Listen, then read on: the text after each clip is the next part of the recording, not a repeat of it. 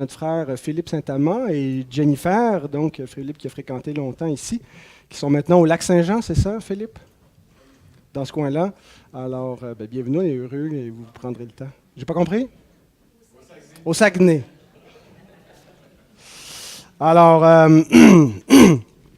la semaine dernière, on a vu un message où Jésus nous parlait de la réprobation et de l'élection, deux doctrines de la parole de Dieu qui sont difficiles. Et souvent, la réaction des hommes devant la souveraineté de Dieu, c'est d'abdiquer, de dire c'est du fatalisme, tout est joué d'avance, Dieu a prédestiné avant la fondation du monde tout ce qui va se passer. Donc, on s'assoit, puis on regarde le film, on attend de voir qu'est-ce qui va se passer, comme si la souveraineté de Dieu venait complètement évacuer la liberté de l'homme et la responsabilité de l'homme. Or, ce n'est pas du tout là où Jésus s'en va. En fait, on a vu avant même qu'il parle de la réprobation, Jésus avait commencé à faire des reproches aux villes qui ne s'étaient pas repenties. Il a prêché l'Évangile dans des lieux, il leur a fait des reproches de ne pas avoir reçu la parole, et ça ne l'a pas empêché, donc, en les tenant responsables, par la suite de louer son Père en lui attribuant le fait qu'il a caché ces choses aux sages et aux intelligents. C'est pour ça qu'ils ne se sont pas repentis, parce que Dieu les a livrés à l'endurcissement de leur cœur. Et il ne s'arrête pas là, maintenant il revient et il appelle tous les hommes. Donc, ça devrait être la même attitude de cœur qu'on a vis-à-vis de la souveraineté de Dieu dans le salut. Le fait que Dieu, avant la fondation du monde, ait réprouvé et ait prédestiné des gens au salut, ne devrait pas nous empêcher de prêcher l'Évangile et d'appeler les pécheurs, parce que ça n'exclut pas, ça n'évacue pas la véritable liberté des hommes et responsabilité des hommes, mais en même temps, mystérieusement, le dessein de Dieu et son plan secret s'accomplissent de manière invisible et de manière parfaite par la souveraineté de Dieu. Alors, c'est là où nous sommes rendus ce matin. Jésus, après avoir loué le Père pour son plan mystérieux qui cache l'Évangile à certains et le révèle à d'autres, eh bien, il appelle tous les hommes à venir à lui. Il lance l'appel universel de l'Évangile. Et donc, nous allons lire ce texte-là, si vous voulez vous lever pour la lecture de la parole de Dieu qui est dans Matthieu 11, 28 à 30. Nous terminons donc ce chapitre de Matthieu ce matin et on entamera dans le prochain dimanche le chapitre 12 de Matthieu. « Venez à moi, vous tous qui êtes fatigués et chargés, et je vous donnerai du repos. Prenez mon joug sur vous et recevez mes instructions, car je suis doux et humble de cœur, et vous trouverez le repos pour vos âmes, car mon joug est doux et mon fardeau léger. » Prions.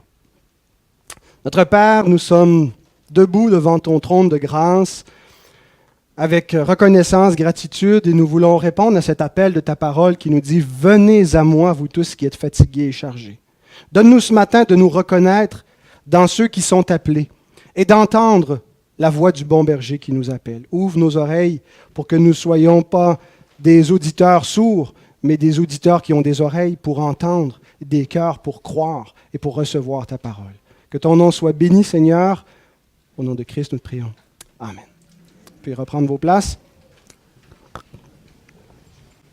Donc, dans les évangiles, il y a souvent des textes qui ont des passages parallèles dans les autres évangiles. Mais celui-ci, il n'est que dans l'évangile de Matthieu. Ni Marc, ni Luc, ni Jean ne nous rapportent ces paroles de Jésus, donc c'est exclusif à Matthieu. Alors, j'ai mis un plan de ce que nous allons voir ce matin. Il y a 2 points, j'ai divisé en 2 avec quelques petits sous-points, mais pour vous aider à vous orienter dans ce qui vous attend. Le premier point, c'est l'Évangile. Venez à moi, venir à Christ, qui est l'Évangile, l'appel à venir à Christ. Et le deuxième point nous parle de la vie chrétienne. Une fois qu'on vient à Christ, on vient faire quoi? On vient pour porter le joug de Christ, donc la vie qui s'ensuit une fois qu'on a répondu à l'appel du Seigneur. Donc, ça sera nos 2 points. Vous avez peut-être noté donc aussi les sous-points que je rementionnerai en cours de route. Donc, l'Évangile, venir à Christ, surtout au verset 28, on va voir 3 choses.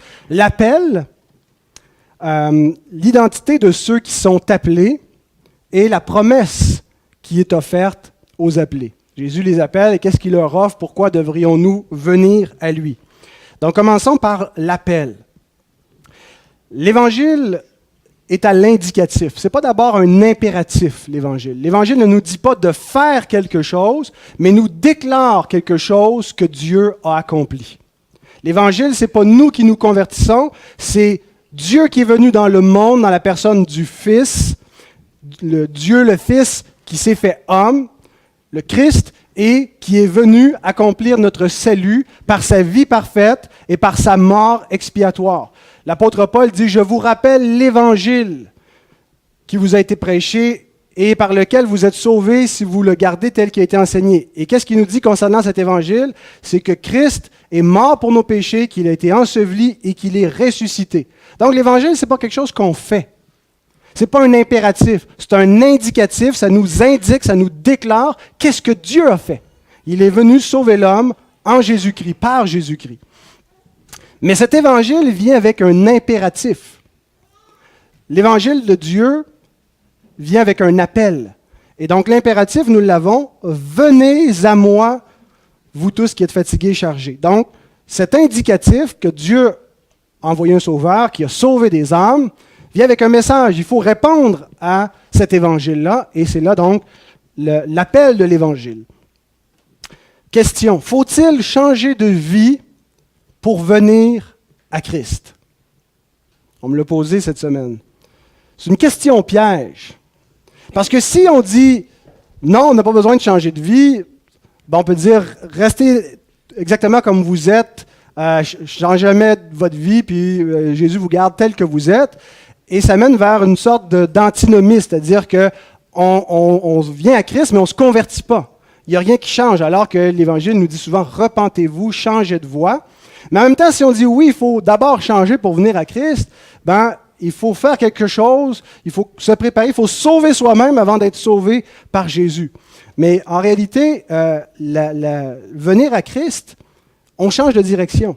Si je m'en allais dans telle direction, je vivais pour moi, pour mon plaisir ou pour un autre Dieu, pour une autre vérité qui est un mensonge, et que je viens à Christ, forcément, je change de direction. Donc, je change de vie. Mais ce n'est pas au préalable. Je ne dois pas d'abord changer de vie pour ensuite venir à Christ. En venant à Christ, je change la direction de ma vie. Donc, la repentance est incluse dans le « venez à moi ». Venez à moi tel que vous êtes, d'où vous êtes, mais en venant à lui, nous ne restons pas tels que nous sommes. Nous venons tels que nous sommes, mais nous venons en nous repentant de ce que nous sommes, de ce que nous faisons, et nous venons vers un Sauveur, et nous venons à lui parce que nous avons besoin d'un Sauveur. Nous avons besoin parce que notre vie n'est pas en règle, parce que notre marche, parce que notre direction ne convient pas à la volonté de Dieu.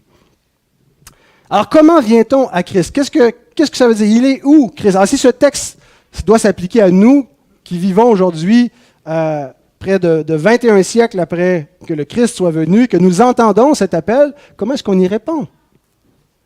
Comment devaient y répondre les premiers auditeurs? Est-ce qu'ils devaient simplement venir physiquement devant Jésus pour recevoir de lui une bénédiction?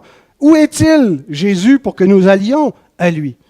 Venir à Jésus, c'est synonyme de croire en lui, de mettre notre confiance en lui. Et c'est Jésus lui-même qui nous montre cela dans Jean, chapitre 6, au verset 35. Il dit « Je suis le pain de vie. Celui qui vient à moi n'aura jamais faim. » Vous voyez, celui qui vient. « Et celui qui croit en moi n'aura jamais soif. » Donc, venir à Christ et croire en Christ, c'est synonyme comme manger et boire, ça va ensemble. Bien, venir à Jésus et croire en Jésus, c'est comme ça en fait qu'on vient à Jésus. C'est en croyant. On répond par la foi, où nous reconnaissons qu'il est, que celui qui fait l'appel est aussi en mesure de donner ce qu'il promet. Ce que nous verrons dans un instant, c'est quoi qu'il promet à ceux qui viennent à lui. Et donc, nous avons confiance, nous croyons qu'il peut nous sauver. Alors, venir, c'est croire.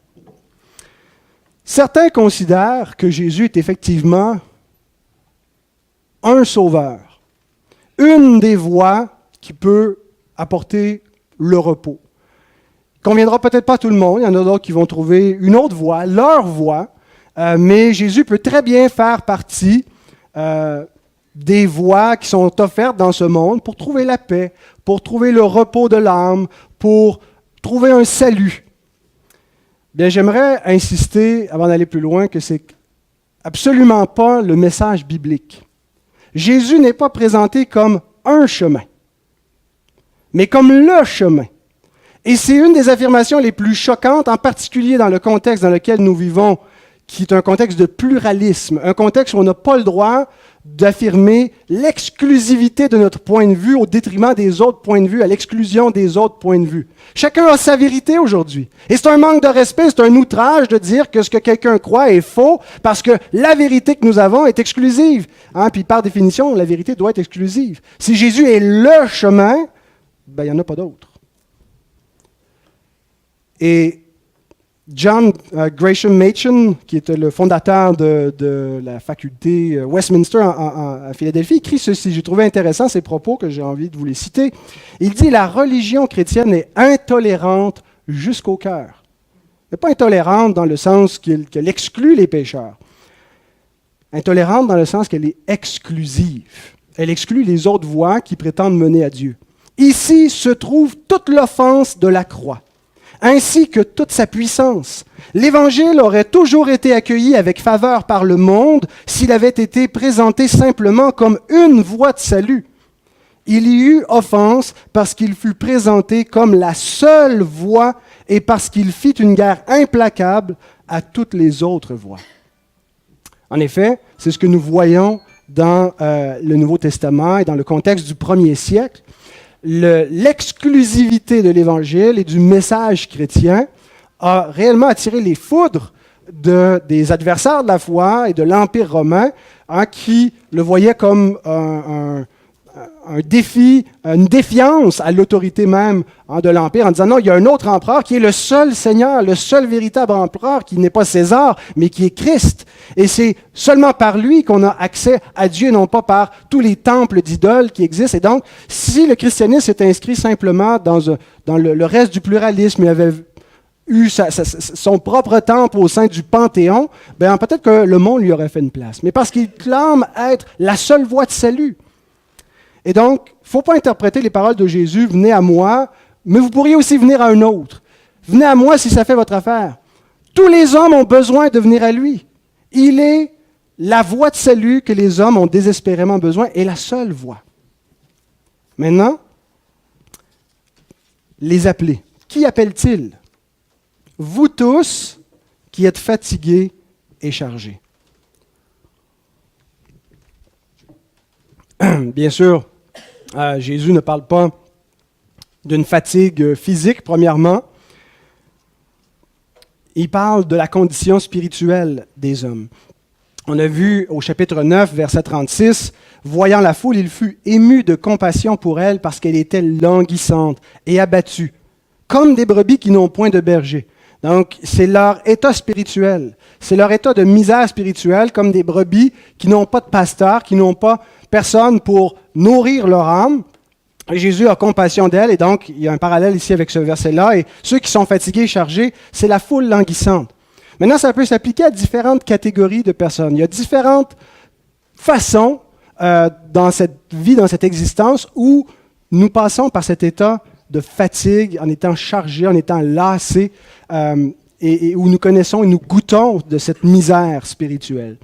La première catégorie, on pourrait dire, ce sont les gens qui sont accablés par les fardeaux des hommes. Et je pense que c'est probablement la catégorie la plus directe dans notre texte, dans le contexte de l'Évangile de Matthieu, parce que Jésus appelle ici les gens à suivre un maître doux, alors qu'ailleurs, il nous dit que ceux qui dirigent les nations sont des maîtres qui les tyrannisent, qui les écrasent, et surtout dans ces rapports avec les pharisiens, Jésus les blâme d'accabler les gens avec de lourds fardeaux. Nous lisons dans Matthieu 23, verset 4, « Concernant les pharisiens, ils lient des fardeaux pesants et les mettent sur les épaules des hommes, mais ils ne veulent pas les remuer du doigt. » Donc, première catégorie, les gens qui sont accablés par les fardeaux des hommes.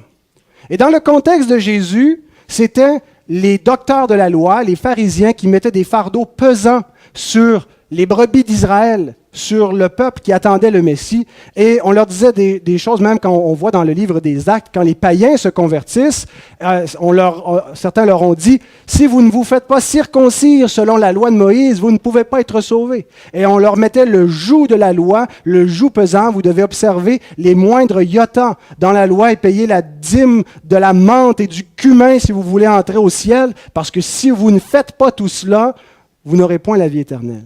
Et donc, c'était des fardeaux pesants, et c'était une fausse interprétation de la loi, ou une mauvaise compréhension du rôle de la loi, du but de la loi. Aujourd'hui, ce n'est pas le genre de fardeau tellement qui sont mis sur les hommes, c'est plutôt l'inverse. On a plutôt des gens qui nous disent qu'on n'a absolument rien à faire, qu'on est beau tel qu'on est, qu'on n'a rien à changer, qu'on n'a pas besoin de mériter de gagner la vie.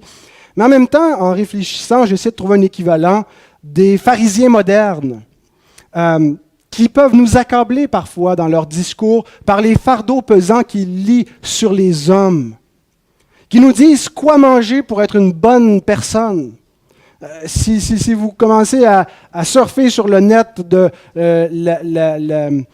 la diète et ce qui est bon, est-ce qu'on a le droit, est-ce qu'on devrait manger, et quand on ajoute à ça l'éthique morale, et qu'il est mal, par exemple, de manger des animaux, il y a des gens qui vont vous dire que vous êtes des meurtriers, que vous faites de l'espécisme quand vous vous faites cuire des hamburgers sur votre barbecue, et donc qui lit des fardeaux pesants. Et honnêtement, on peut être accablé par ces discours-là, surtout quand on ne connaît pas la vérité de la parole de Dieu et qu'on ne connaît pas la distinction que Dieu a placée entre les espèces.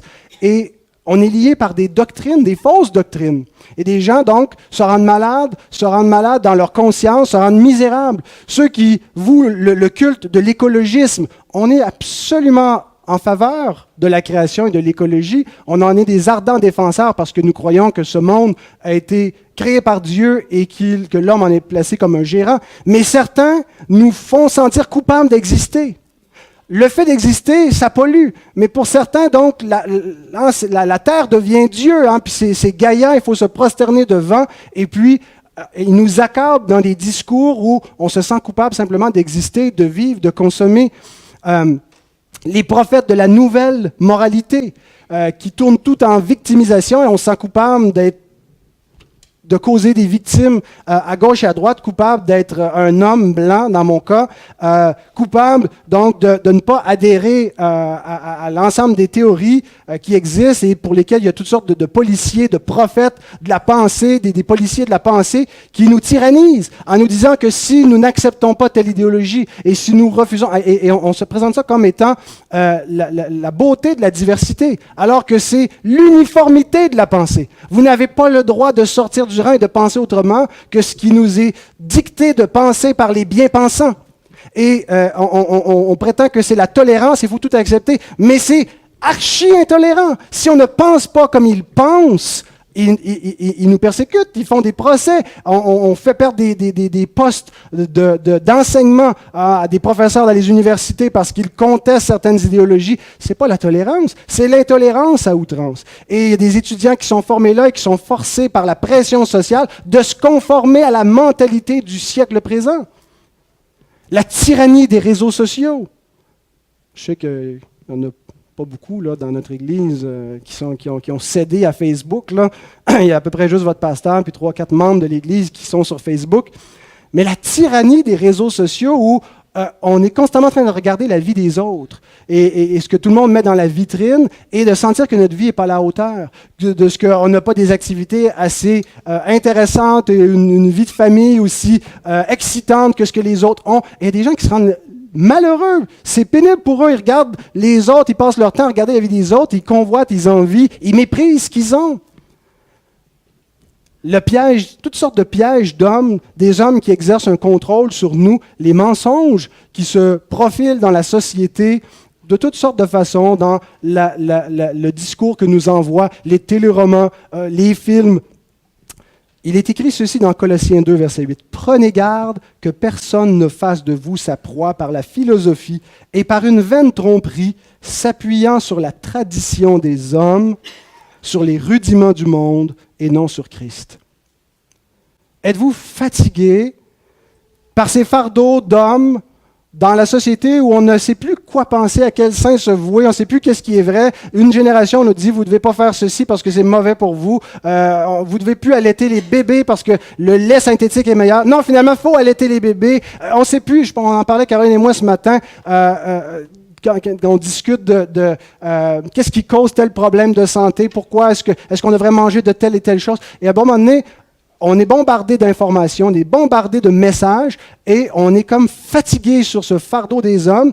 Et souvent, ça va pas juste au-delà du simple conseil scientifique, mais il y a toute une idéologie qui vient avec, où il faut embrasser un mode de vie, où il faut revoir notre moralité, réinterpréter le monde. Et l'Écriture nous dit, ce sont des fardeaux pesants que les hommes lient et qui accablent, qui écrasent les hommes avec. Venez à Christ pour être déchargez de vos fardeaux et cessez de suivre des fausses traditions qui ne connaissent pas la vérité, mais suivent Christ dans toute sa simplicité et vivent simplement dans toute liberté. Éphésiens 4, 14, afin que nous ne soyons plus des enfants flottants et emportés à tout vent de doctrine par la tromperie des hommes, par leur ruse dans les moyens de séduction. Le vent souffle, ça balaye dans tous les sens. Est-ce que nous sommes de ceux qui sont balayés à tout vent de doctrine emporté par une pensée pendant quelque temps, changement de pensée, ou est-ce que nous avons été solidement enracinés dans la personne, dans la doctrine du Christ? Il y a aussi ceux qui sont accablés, deuxième catégorie, par le poids de leur propre péché. Vous savez, la culpabilité, c'est quelque chose qui est lourd à porter.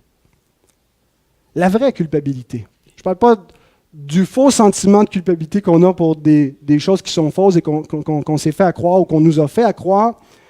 Mais la culpabilité qu'on ressent quand on sait qu'on a fait le mal et qu'on a transgressé un ordre, qu'on a transgressé un ordre moral, un commandement. Vous savez, les commandements, l'ordre moral, la moralité, la conscience que nous avons ne vient pas de nulle part, vient de Dieu. C'est un reflet de la loi morale de Dieu. Et nous voyons David dans le psaume 38 qui gît sous le poids de la conviction de son péché. Il écrit ceci, « Car tes flèches m'ont atteint, et ta main s'est appesantie sur moi. Il n'y a rien de sain dans ma chair à cause de ta colère. Il n'y a plus de vigueur dans mes os à cause de mon péché. Car mes iniquités s'élèvent au-dessus de ma tête comme un lourd fardeau. Elles sont trop pesantes pour moi. Mes iniquités sont un lourd fardeau que je ne peux plus porter. » Jésus dit, vous êtes fatigués, chargés, peut-être que c'est le fardeau des iniquités que vous ne pouvez plus porter. Avez-vous des secrets que vous ne pouvez plus porter? Des choses dans un passé qui est peut-être très lointain, mais qui exacerbent encore votre conscience aujourd'hui. Des actions peut-être que personne ne connaît, que vous voudriez que personne ne sache, parce que vous en avez honte, parce que vous rougissez à cette pensée-là. J'étais avec des amis d'adolescence hier qui sont venus chez moi. On se remémorait toutes sortes de bons souvenirs et entre-temps, il est sorti des souvenirs plus amers. Des souvenirs dont je ne ris plus. Des choses que nous avons faites, que nous avons dites, dont j'ai honte. Comment j'ai pu penser, comment j'ai pu agir comme cela. Et si je devais porter le fardeau de mon péché, j'ai été pendant un bout de temps sous le poids de la culpabilité, le poids d'une conviction de péché, le poids de la honte de mon péché. Et si je devais le porter éternellement, ce serait ça l'enfer. Mais Jésus est venu prendre le fardeau, la honte du péché.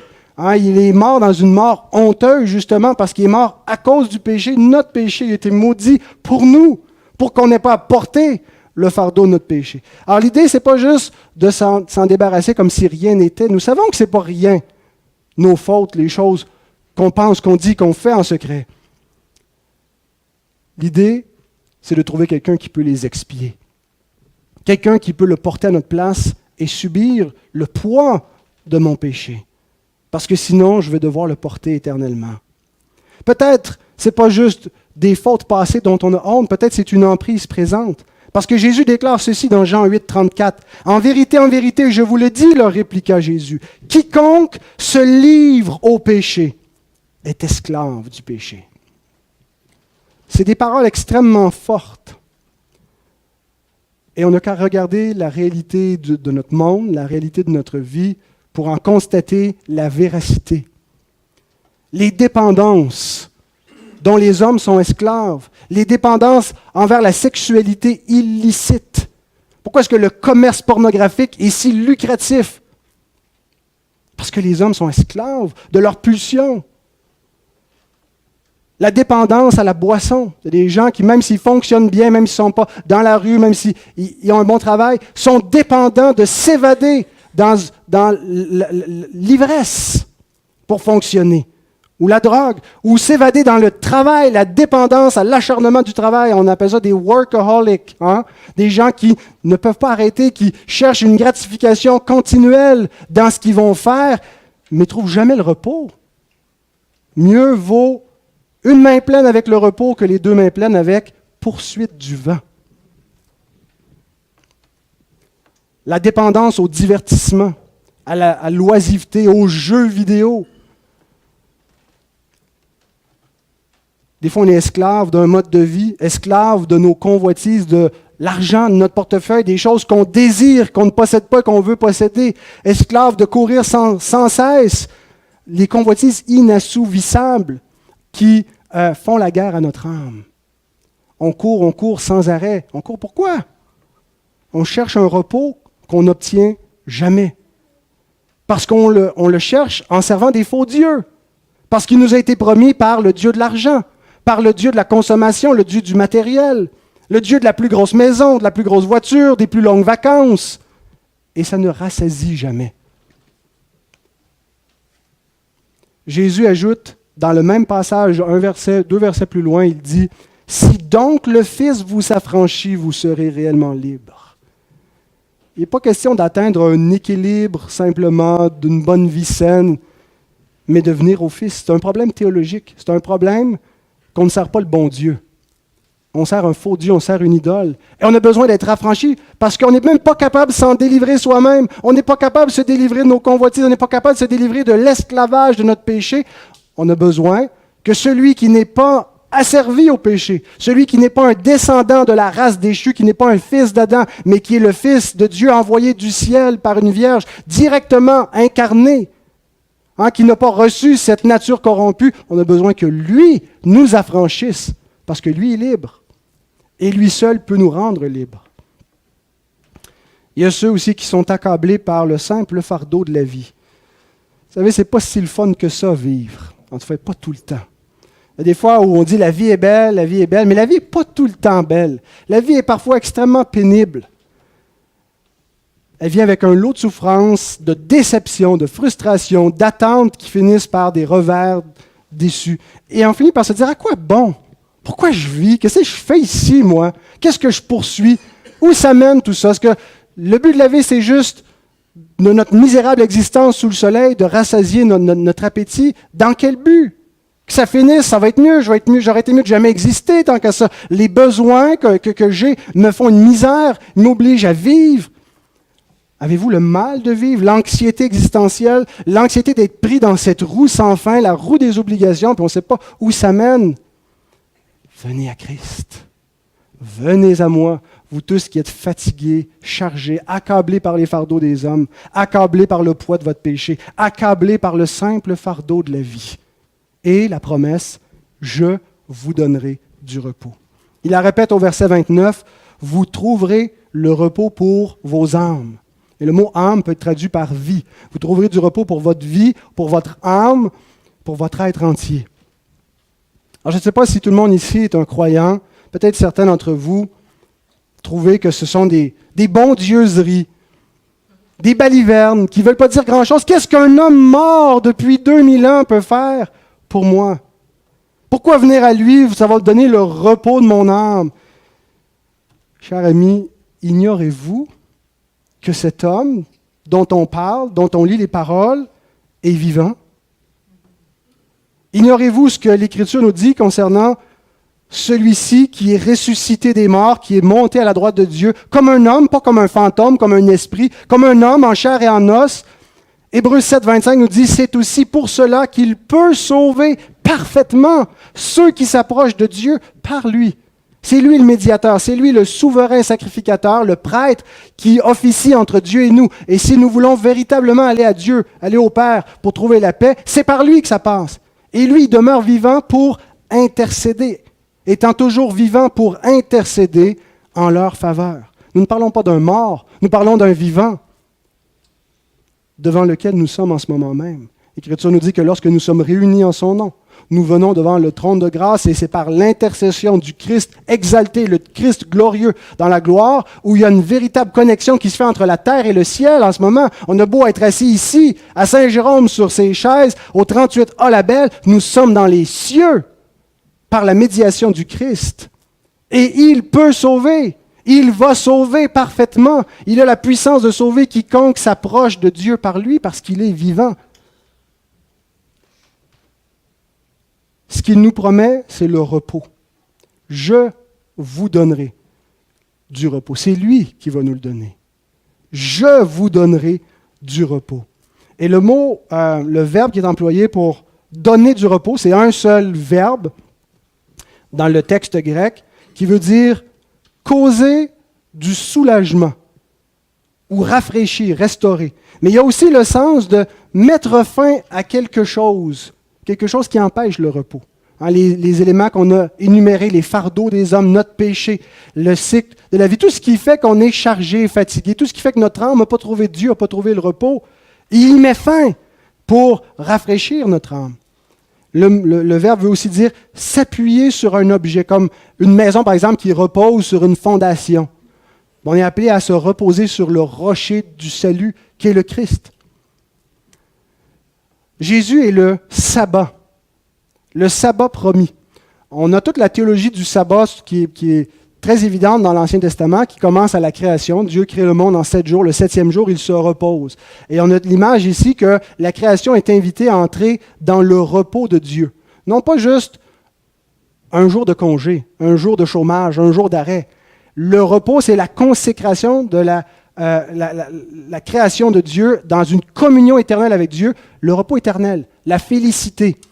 Et c'est le télos, c'est le but, c'est la fin pour laquelle l'homme a été créé. Et ce n'est pas le repos qui est entré dans le monde, c'est le fardeau, la chute. C'est la désobéissance de l'homme a entré toute cette fatigue de l'homme. Et Christ vient comme celui qui restaure le repos. Et dans l'Ancien Testament, on a tout ce cycle d'attente et ces cycles de repos qui reviennent à chaque semaine après que l'œuvre soit faite. Il faut comme gagner le repos. Et le Nouveau Testament nous montre que c'est Jésus qui accomplit le repos eschatologique. Que le véritable repos de Dieu, ce n'était pas la terre de Canaan, ce n'était pas le samedi, le sabbat, mais c'était le salut, le pardon des péchés, la vie éternelle en Jésus-Christ. Et que lorsque nous venons à Christ, nous entrons dans le repos de Dieu. Nous y entrons en ce moment en espérance. Ce n'est pas encore le paradis. C'est la dualité du déjà, mais du pas encore. Déjà, le repos est accompli. Christ est dans les cieux. Il s'est reposé de ses œuvres. Il est glorieux. Et nous sommes avec lui, mais par la foi, en espérance. Mais nous goûtons déjà par le Saint-Esprit un peu de ce repos. Et même le Seigneur nous a donné un nouveau jour de sabbat, le jour du Seigneur, pour attendre le repos éternel, un repos de sabbat pour célébrer. Et aujourd'hui, c'est ce qu'on fait. On contemple l'œuvre achevée de Christ, le repos éternel, et on se rappelle cela, et on commence tranquillement, par la foi, à goûter ce repos en venant à Christ. Mais c'est Christ qui donne le repos, qui est notre repos. Peut-être vous vous dites, je ne sais pas si j'ai assez de foi, j'ai des doutes. Je veux venir, je veux ce repos, je veux cette terre promise qui est décrite. Je sais qu'il y a quelque chose dans mon âme qui soupire après cela, que rien dans ce monde n'a pu satisfaire, que les plaisirs n'ont pas pu satisfaire, que la religion n'a pas pu satisfaire. Je comprends de quoi ce que tu me décris et je ne sais pas si j'ai assez de foi. Ma foi est peut-être trop petite et trop ferme pour que je puisse venir à Christ. Écoutez à nouveau les paroles de John Gresham Machen qui écrit « Une foi faible ne déplacera pas les montagnes, mais il y a au moins une chose qu'elle fera, elle conduira un pécheur à avoir la paix avec Dieu. Notre salut ne dépend pas de la force de notre foi. La foi à salut est un canal, pas une force.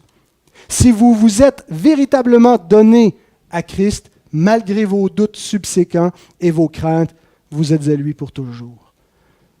Bien-aimés, venez à Christ et venons à Christ. Ce n'est pas juste quelque chose qui a été fait une fois, c'est ponctuel, c'est fini, je suis venu, je suis reparti. Nous continuons, nous revenons, nous allons continuellement à lui. Il est le repos dont notre âme a désespérément besoin. Ce qui nous amène à la deuxième partie qui va être un peu plus courte, la vie chrétienne. Une fois que nous allons à Christ, qu'est-ce que nous faisons? Nous portons le joug de Christ. Relisons les versets 29 et 30. « Prenez mon joug sur vous et recevez mes instructions, car je suis doux et humble de cœur, et vous trouverez le repos pour vos âmes, car mon joug est doux et mon fardeau léger. » Donc, venir à Christ, ce n'est pas seulement pour un instant. Quand on est malade, on va voir le docteur, mais on respecte le docteur. Il nous ausculte, il nous examine, il nous prescrit, on repart. De temps en temps, on revient, on y va juste quand on a besoin de lui ou pour un contrôle. Mais venir à Jésus, c'est pas ça. C'est pas juste viens voir le docteur, il va te faire du bien, puis après ça, tu continueras ta vie. C'est venir à lui pour toujours. C'est venir à lui pour marcher avec lui. C'est venir à lui pour rester auprès de lui. C'est pour toute la vie. Et donc, 3 choses concernant la vie chrétienne, la vie avec Christ. Le joug de Christ, qu'on va regarder, le maître qu'on sert, un maître bon et un fardeau léger. Le joug de Christ. Avant de préparer ce message, j'avais hâte, je me disais, j'aurai une belle illustration parce qu'un joug, c'est un instrument qu'on utilise sur une ferme qui sert à faire travailler une paire d'animaux ensemble. 2 bœufs, on les attelle avec un joug, c'est comme dans 2 U, on met ça sur le cou des animaux, puis ça les force à rester ensemble. S'il y en a un qui tire, l'autre, il doit suivre. Donc, et on augmente la force, la capacité de travail en doublant donc l'attelage. Mais c'est pas ça pantoute. L'idée que j'avais, c'était on marche en partenariat avec Jésus, puis on a chacun notre côté, puis Jésus porte le fardeau avec nous. Mais ce n'est pas un partenariat avec Jésus qu'on est appelé ici. Ce n'est pas un joug pour animal, c'est un joug pour humain. Et le joug pour humain, en fait, c'est simplement quelque chose qu'on mettait sur nos épaules pour centrer le fardeau, pour répartir le poids sur les épaules et sur le dos. Donc, c'est ça l'image ici du joug qui est donnée, et non pas l'idée de faire juste un partenariat avec Jésus, puis on va marcher ensemble. Quoique cette image n'est pas fausse, mais ce qui nous est donné ici, c'est davantage de marcher sous son autorité. Plutôt que de se faire lier des jougs par la société ou par mon propre cœur et mes pensées, je vais laisser Jésus lui-même mettre le joug sur moi. Être celui qui m'instruit, être celui qui dépose le fardeau de ma vie, qui me montre comment je dois vivre, qui me dit où je dois marcher, qu'est-ce que je dois porter. Donc, on ne peut pas simplement venir à Jésus uniquement pour le salut sans le suivre. Autrement dit, on ne peut pas séparer le Jésus sauveur du Jésus Seigneur. On ne peut pas juste dire, moi je veux qu'il me sauve, mais je ne veux pas qu'il commande ma vie. Je ne veux pas qu'il ait droit de regard sur mon temps et je ne veux pas me soumettre à ses exigences. Mais je suis bien ouvert à ce qu'il sauve mon âme éternellement et puis qu'il me donne la vie éternelle et le repos qu'il promet. Ça ne marche pas comme ça. Le Jésus Sauveur, c'est le même que le Jésus Seigneur, et venir véritablement à Christ. Comment on sait qu'on est véritablement venu à Christ pour avoir le repos? C'est quand on prend son joug, quand on marche sous sa parole. Jean Calvin nous écrit ceci, « Il n'absout pas les hommes de leurs péchés, nous dit-il, afin que, restaurés à la faveur de Dieu, ils puissent pécher avec une plus grande liberté, mais que plutôt, restaurés par sa grâce, ils puissent aussi prendre son joug sur eux. Et que, étant libres en esprit, ils puissent restreindre la tendance licencieuse de leur chair. Et ainsi, nous obtenons une définition du repos dont il a parlé.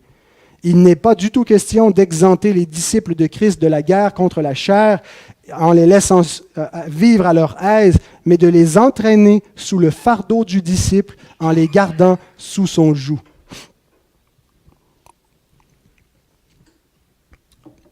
Peut-être certains vont dire le deal est moins intéressant dans ce cas-là.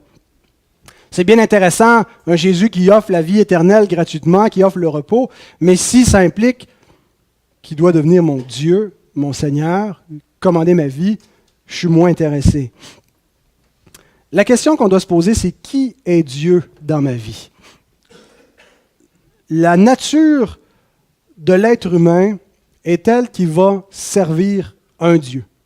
Ça peut être le vrai Dieu ou ça peut être une idole, mais l'homme, par définition, est un adorateur. Dieu l'a créé comme ça, il est un adorateur. Un adorateur, c'est pas simplement, on a l'idée de quelqu'un qui adore, qui amène des sacrifices ou qui va louer, va amener des louanges, des prières. Mais un adorateur, c'est quelqu'un qui sert quelque chose qui est au-dessus de lui, qui sert un Dieu, qui vit au service, sous l'autorité, sous les commandements d'un Dieu. Alors la question, c'est qui est Dieu dans ma vie? Qu'est-ce qui me gouverne? Qu'est-ce que je sers? Et pour citer les paroles du grand théologien Bob Dylan, j'ai traduit une partie de son cantique, « Gotta serve somebody ». Je pense que c'était dans sa phase où il était chrétien, d'ailleurs, un album gospel où il écrit ceci. « Tu peux être un ambassadeur en Angleterre ou en France, tu peux aimer parier ou aimer danser, tu peux être le champion du monde des poids lourds, tu peux être un homme du monde avec un long collier de perles, mais tu vas devoir servir quelqu'un. Oui, en effet, tu vas devoir servir quelqu'un, ce sera peut-être le diable ou ce sera peut-être le Seigneur, mais tu vas devoir servir quelqu'un. » Et les esprits libres et farouches se disent « Absolument pas, je suis un homme libre, je suis une femme libre, je ne sers personne. » Bien, désillusionnez-vous. Vous avez compris ce que je voulais dire, il est dur à dire celui-là. Ne commettez pas l'erreur de croire que vous ne servez personne. Faire ce qui paraît bon à mes propres yeux, c'est servir les idoles. C'est être asservi à la tyrannie du moi et ses passions. Vivre pour soi, vivre au gré de ses propres désirs, de son propre jugement, c'est servir le Dieu égo, le Dieu moi qui n'est jamais satisfait.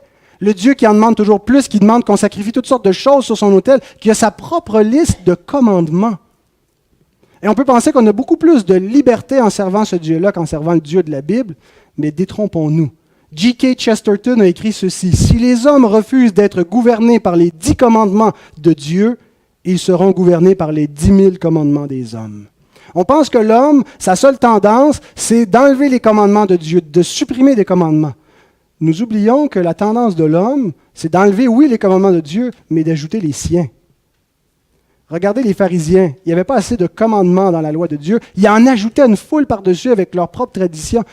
La vraie liberté ne consiste pas à faire ce qu'on veut, ça c'est la tyrannie du péché, c'est être asservi à ses passions. La vraie liberté, c'est être affranchi du péché par Christ et de devenir esclave de la justice, esclave de Dieu, esclave de Christ. Être serviteur de Christ de cette façon-là, c'est être libre, véritablement. C'est la vraie liberté, c'est ce qui nous est décrit dans l'épître de Paul aux Romains au chapitre 6. Ceux qui ont été affranchis par le Fils deviennent des serviteurs de Dieu. On n'est pas seulement au bénéfice d'un Dieu qui nous a servi dans la rédemption. Ce n'est pas seulement Dieu qui nous sert, c'est dans les deux sens. Le Dieu qui nous a servi en devenant homme et en portant notre péché, nous le servons en retour, imparfaitement. Imparfaitement, nous transgressons encore ses commandements, nous faisons le mal que nous ne voulons pas faire, mais nous le servons néanmoins. C'est-à-dire qu'il est l'aspiration la plus profonde dans notre cœur, c'est lui que nous voulons servir. Je ne veux plus vivre pour moi, je ne veux plus chercher juste ce qui me plaît, chercher moi-même par ma propre autorité, par mon propre jugement, laisser à ma seule lumière à déterminer ce qui est bien, ce qui est mal. Je veux me laisser renouveler dans mon intelligence et ma pensée par l'intelligence de Dieu, par la parole de Dieu. Et donc, je prends le joug de Christ et le fardeau qu'il met sur moi. Maintenant, ce maître, il est bon. Il y a quelque chose dans le cœur de l'homme qui se méfie de Dieu, dans le cœur de l'homme naturel, qui suspecte de mauvaises intentions, du mal en Dieu, et l'homme pense qu'il est mieux par lui-même de savoir ce qui est bon pour lui. Il pense qu'il peut se gouverner lui-même. Mais Jésus dit, prenez mon joug sur vous et recevez mes instructions, car, pourquoi? Je suis doux et humble de cœur. Il se présente comme un bon maître, meilleur que tous les autres maîtres qu'on peut servir, meilleur que nous-mêmes. Nous-mêmes, on ne sait pas ce qui est bon pour nous. Il veut plus que nous-mêmes ce qui est bon pour nous et il sait comment nous le donner. Le livre des Proverbes nous dit « Beaucoup de gens proclament leur bonté, mais un homme fidèle, qui le trouvera? » On pourrait penser ça, appliquer ça à Jésus. « Ouais, tu autoproclames ta bonté, tu te dis humble et doux. » Tous les hommes proclament leur propre bonté. À qui ferez-vous confiance? Certains constatent la méchanceté des hommes, constatent que les êtres humains ne sont pas entièrement dignes de confiance. Ils finissent par se méfier de tout le monde. par savoir qu'il y a du mal et un potentiel de trahison, d'égoïsme, de manipulation en chaque être humain, ça n'exclut pas la personne que vous voyez dans le miroir. Nous ne pouvons pas même être un bon maître pour nous-mêmes. Ce que nous constatons de vicié, de mauvais chez les autres, est aussi en nous. Et ça vient de la chute de l'humanité, ça vient de la nature humaine qui est déchue. Et ce que Jésus nous dit, c'est cessez de servir ces faux dieux, cessez de servir ces maîtres tyranniques. Venez à moi, je suis le bon maître. Je suis celui qui veut véritablement votre bien, qui le veut humblement, qui ne le veut pas égoïstement. Vous savez, ça n'a rien changé à la gloire de Dieu. C'est-à-dire, ça n'a pas augmenté la joie et le bonheur de Dieu de nous sauver. Dieu n'avait pas besoin de nous. Sa joie est complète, sa joie est parfaite. Il ne nous a pas sauvés parce qu'il avait besoin de nous, mais c'est un pur altruisme. C'est parce qu'il nous a aimés, parce qu'il a tant aimé le monde. Et c'est absolument gratuit. Ce n'est pas avec un agenda caché, avec, comment on dit, quand on fait les choses pour que ça nous revienne ou que ça nous apporte de manière intéressée. C'est la rédemption et Christ est le maître le plus désintéressé. Pas dans le sens qu'il se désintéresse de tout, mais dans le sens c'est pas pour lui, c'est pour nous. C'est complètement gratuit. Et il dit, le Fils de l'homme n'est pas venu pour être servi, mais pour servir et pour donner sa vie en rançon. Ne pouvez-vous pas avoir confiance en un tel maître qui est venu pour servir et pour donner sa vie, pour mourir à votre place, pour subir le poids, la conséquence de votre péché et mourir sous le coup de la colère divine pour payer pour nos fautes? N'a-t-il pas prouvé qu'il est ce qu'il dit, un maître bon, humble, qui veut véritablement notre bien? Et si nous venons à lui, c'est lui-même qui va nous enseigner. C'est lui-même qui va venir être notre maître. Et donc, on va être au pied du maître, être enseigné par lui, être en communion avec lui pour le connaître. Parce qu'il s'enseigne lui-même. Il est, pour nous, sagesse de Dieu. C'est en lui qu'est caché tous les trésors de la science et de la connaissance céleste. Mais vous devez savoir que vous ne pouvez pas servir deux maîtres. Vous ne pouvez pas suivre non plus deux enseignements opposés. On vit à l'heure du syncrétisme où on prend un petit peu de ceci, un petit peu de cela, ça c'est bon, ça, et on se fait la recette de notre propre religion. Mais Jésus dit, si vous voulez me suivre, vous ne pouvez pas suivre deux maîtres. Vous ne pouvez pas continuer à être votre propre maître et décider comment vous allez définir votre vérité et vos commandements. Vous devez me suivre en entier. Si vous voulez goûter à la pleine bonté du Christ. Et il termine en nous disant que son fardeau est léger. Dernier verset, terminant avec ça, le fardeau léger. Mon joug est doux et mon fardeau est léger. La voie du péché est rude, nous dit Proverbe 13-15, et sa fin encore pire. Mais la voie que le Christ nous propose, ce qu'il a à nous offrir, c'est un fardeau doux et léger. Et ce n'est pas une promesse simplement de facilité. Parfois, on va utiliser ce verset-là pour justifier notre péché. On agit mal, on a une conviction, quelqu'un nous montre qu'on n'est pas en règle devant Dieu, et on trouve ça trop lourd. On dit non, je ne peux pas changer ça. Et ça ne vient pas de Jésus, parce que le fardeau de Jésus est doux et léger, puis ça, c'est trop pénible. C'est pas d'obéissance, c'est trop lourd. On ne doit pas utiliser ce verset en disant le fardeau de Jésus est tellement léger que ça va toujours être facile, comme une excuse pour faire ce qu'on veut, en disant, si c'est pénible, si ça ne convient pas à mes désirs, ce n'est pas le fardeau du Seigneur parce qu'il est doux et léger. L'idée que Jésus nous présente, c'est que le fardeau est doux et léger. Pourquoi? Parce qu'il a changé notre cœur. Notre condition naturelle est d'haïr le fardeau de Dieu, d'haïr les commandements de Dieu. On a chanté un chant un peu plus tôt, où on a dit, je ne pouvais t'aimer. Je détestais toutes tes voies. Et ce n'est pas les gens qui sont des athées conscients, des nouveaux athées, là, les Richard Dawkins de ce monde, qui veulent haïr ouvertement le christianisme et le Dieu de la Bible et trouver des raisons pour ne pas croire. L'homme naturel est un Richard Dawkins. Il déteste la loi de Dieu. Il déteste la vérité biblique. Il n'en veut pas. Et donc, le fardeau de Dieu est pénible dans ce cas-là. Et c'est impossible pour l'homme de suivre ses voies, de suivre les voies de Dieu. Et Jésus lui-même le dit. Aux hommes, c'est impossible. Ils ne sont pas capables de répondre à l'appel. Ils ne sont pas capables. Le riche, le jeune homme riche qui vire de bord quand Jésus l'appelle.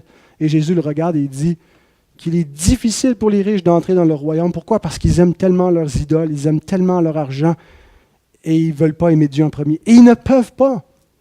C'est ce qu'il répond aux disciples quand il dit « Mais qui peut être sauvé si c'est plus facile pour un chameau de passer par le trou d'une aiguille qu'à un riche d'entrer dans leur royaume? » Et Jésus dit aux hommes, c'est impossible.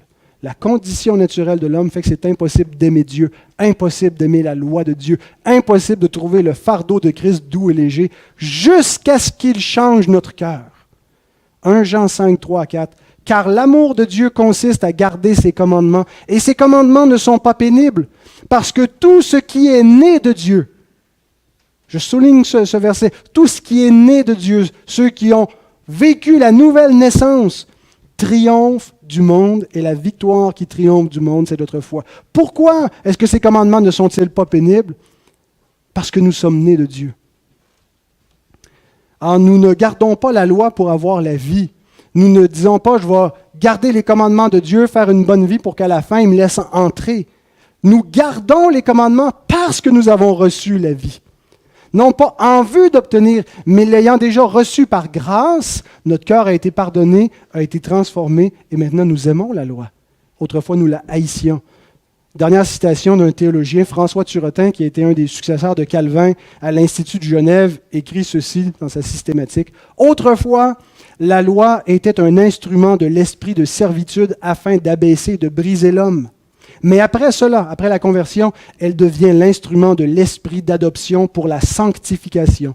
Ainsi, la loi conduit à Christ et Christ nous ramène à la loi. Elle conduit à Christ comme rédempteur et Christ comme directeur conduit à la loi comme règle de vie. » La loi nous met en évidence qu'on est en guerre, en colère contre Dieu, qu'on est incapable de se soumettre à sa volonté. Et donc, qu'est-ce qu'elle fait? Elle nous conduit à Christ. Elle nous montre qu'on a besoin d'un sauveur. On a besoin de la justice d'un autre parce que notre justice est insuffisante. La loi nous amène à Christ.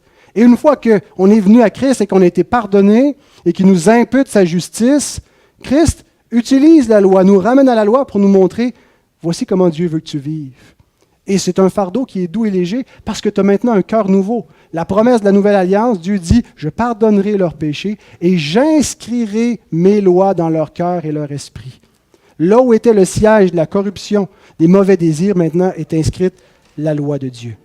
Et celui donc qui est venu à Christ ne veut plus suivre sa propre voie. Et quand il suit sa propre voie, il est triste, il se repent, il revient à Christ parce qu'il veut suivre la sienne. Maintenant, si vous avez entendu ce message et que vous trouvez que les commandements de Dieu sont encore pénibles, qu'il y a quelque chose en vous qui déteste le fardeau du Christ, essayez pas plus fort. Ce n'est pas par votre moralité que vous allez être sauvé. Venez à Christ.